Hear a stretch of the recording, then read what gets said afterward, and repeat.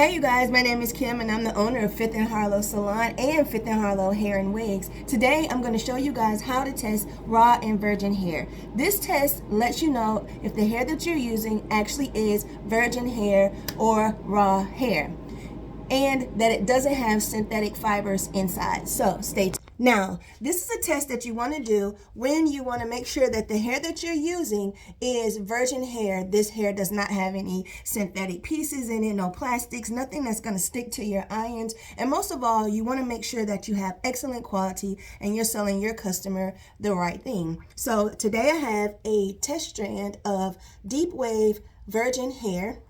And I also have some hair that I dyed, but this hair is synthetic hair. It is a hair that they kind of call like a blend or a mix, but this hair has some human hair pieces in it, but it also is comprised of synthetic hair. So what you're going to do, you're going to test your strand, but I'm going to show you on this one that I know per what it said.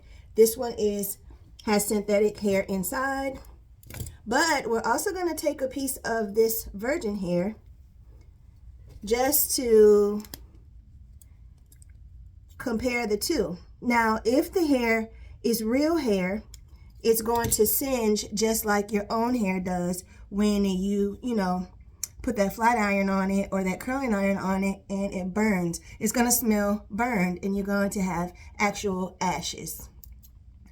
When you burn hair that has synthetic fibers in it, is going to melt, and it's going to melt just like a when you do braids. You know how when you do the braiding hair at the end and it just melts like plastic and it has that plastic kind of smell? That's what you're going to smell. So let's light it up.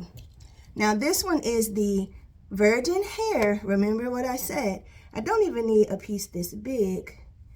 So I'm not trying to set nothing on fire, but let's do it. Now make sure that you do this in a place where you cannot cause fire, that the hair doesn't have any hairsprays, any type of flammable things on it. That is just a clean piece of hair to your knowledge. And you also want to keep it away from your hair because you will be using a lighter, some sort of fire heat source. All right, you ready?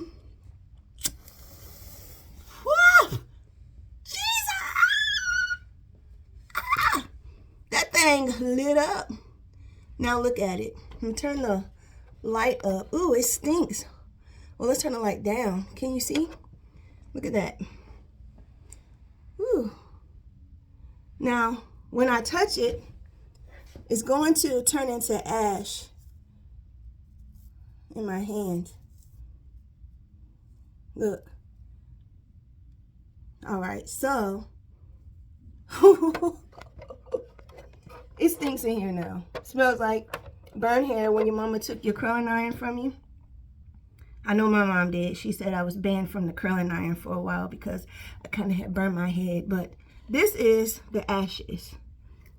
Look. Okay, it stinks now. So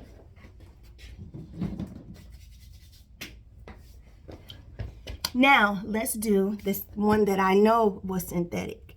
So this one does have human hair fibers on the inside, like it said. But let's just see. Get your lighter again. Make sure you stay away. You saw what happened with the other one. Now let's try it. Light it up. Light it up. All right, so this one does have human hair in it as well. But this is a synthetic and human hair blend. So it smells like hair and plastic because that's exactly what it is. So the human hair fibers, they singed. And then, I don't know if you could see, but right there on the end is where you see that little plastic part. But this one, okay. And it does have a little smell to it, but it has human hair, like I said, and synthetic blend.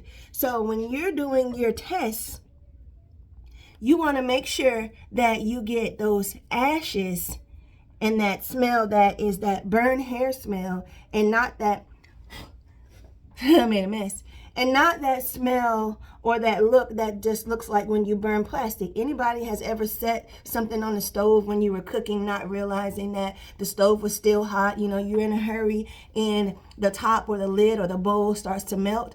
That's exactly what hair will look like when the hair has synthetic fibers in it. So I hope this test helps you guys determine whether or not you have human hair and raw hair before you use it for your own purposes. There's nothing wrong with synthetic hair. We just want to make sure that you're purchasing the hair that you were told that you were getting, and that you can sell your products confidently. And if you guys found this video helpful, make sure that you share it with other people so that they can learn how to test their own hair too.